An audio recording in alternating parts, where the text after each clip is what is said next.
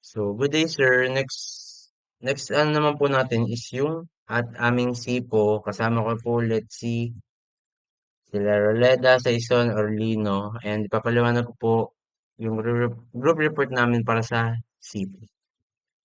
So, SIPO. So, ano nga ba ang meaning nun? So, ang meaning ng SIPO is single input parallel output or single lang yung pang-input mo, then parallel, then madami yung output mo. So, nga natin to. Dito.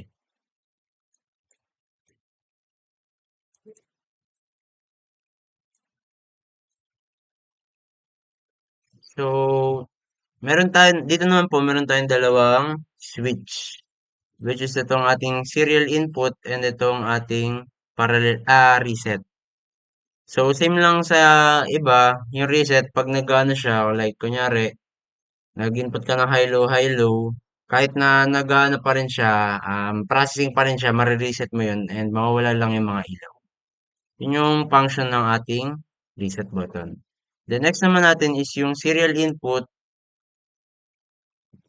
So, for example, naglagay ka ng high, then pupunta lang yun dito, mag-high, tapos ito low, low, low, low, low, then maglo-low to, high, then low, low. Parang ano siya, like, paisa-isa siyang pupunta hanggang sa makarating siya sa dulo. So, basically, ito yung ano niya. Dito nag-uumpisang mag-ilaw muna hanggang makarating siya sa dulo. So, yun yung ano naman. Yun yung function ng ating serial input. So, for example, naglagay ka ng high-low, ay maglalagay ka ng high. Pupunta yun dito hanggang sa matapos. Then, parang pagkapunta niya ano ba yan? Kunyari, ito.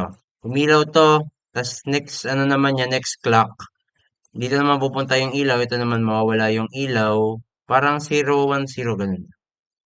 Yun lang yung function niya. Pwede ka maglagay ng high-low, parang ano siya, parang paisa-isa siyang napunta, nagpapalit-palitan. Yun lang naman yung ano nun. Yun yung function ng ating SIPO. And the rest lang naman is clock, BCC, positive, negative. Yun lang naman po. Yun lang po yung para sa ating SIPO.